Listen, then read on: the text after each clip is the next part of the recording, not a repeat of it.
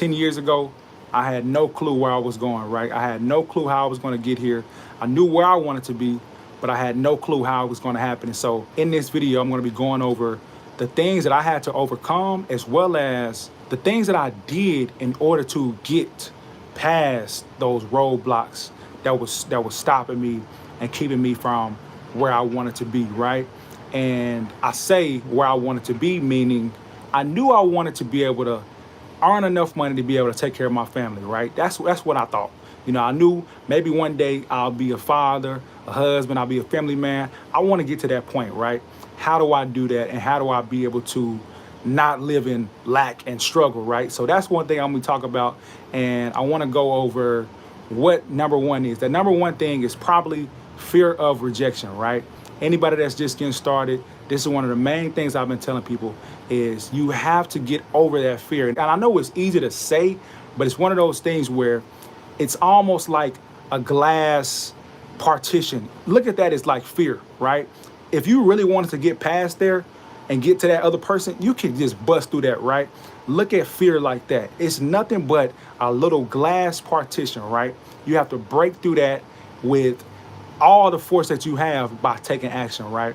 That's literally how I looked at it. Lack of vision is another thing that holds people back and keeps people from getting to where they want to get to, right? I've been telling people lately, like, man, you have to understand where you want to go, right? And then study that vision, right? That's one of the things that I was doing when I was working my day job. I was at somewhat of a dead end job, I guess you would call it. It was one of those places where it's like, man, it's cool. You know, I'm earning enough money to be able to pay my bills and all that good stuff. But it was one of those places that trapped you, right? I was trying to grow. I was trying to become a manager, but it wasn't happening, right? It just wasn't working out for me. And I say this because it was the mindset, right? I had to change my mind in order to get from step to step, right? Get to that next point in life, that next level, right? So literally, one thing I was doing was I started listening to audiobooks, podcasts, seminars, listening to things that was going to fill my inner man up, right? Fill my spirit man up to the point to where that's how I was renewing my mind. There's a verse in the Bible that says, do not conform to this world, but be transformed by the renewing of your mind, right? And I just took that as I need to be studying. I need to be studying things that are going to renew my mind. And of course, we'll talk about the word of God, but I'm talking about in a way that was going to make me a better human being all the way around in general, right? So that's what got me to that next point where I was like, all right, now I need to have something to focus on is vision, right? Have that vision. And so, boom, I was thinking to myself, the way that I started thinking now, I have to find a way to get out of this box, right? Because I was literally in the back of a box truck, loading boxes all day. I'm loading hangers, and all day long, I'm reprogramming my mind. I'm listening to good words, right? Filling my spirit man up with these good words. And I'm going to go into that too, why words are so important and so powerful. So vision, I started doing with people that was on those videos and those audio books. I started doing what they were telling me to do, right? And that's writing down the things that I wanted, writing down where I was headed, writing down what I want my life to look like, right? I still do this to this day, right? That was one of the most important things for me, because here's what happens. It causes you to focus on a new vision of your life, a new reality in life, right? It forces you to do that. So here's the thing. Everything that we read, watch, see is all a seed, right? When we plant the good seeds in our brain, that's what's going to sprout and blossom, I guess you could say, right? So let me back up real quick. One thing that I started doing was I started just making a list of, all right, I want to do this, I want to do that, I want my life to look like this. This is the business I want, right? Here's another thing.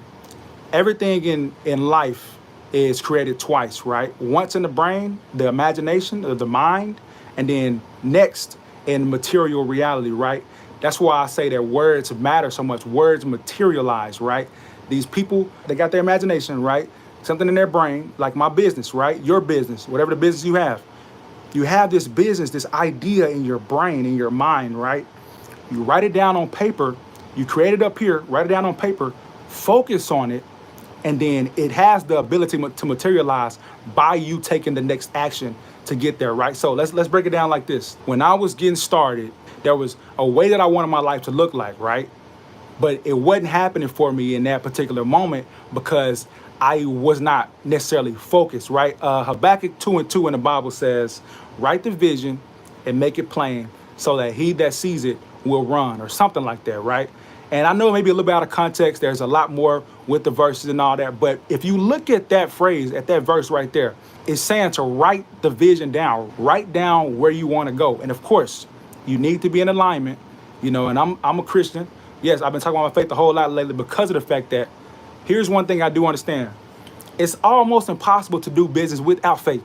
You have to have faith. I'm talking about the faith of positive expectation, right? Not the faith that, because you can have negative faith too, right? That's your fears. That's you fantasizing on the what if it doesn't work? What if this happened? What if that? No, take that out. I'm talking about faith that God is gonna get you to where you want to get to, right? So it was coming down to me reprogramming my mind, thinking about where you want to go, right? Thinking about what you want your business to look like, and then writing that down on paper.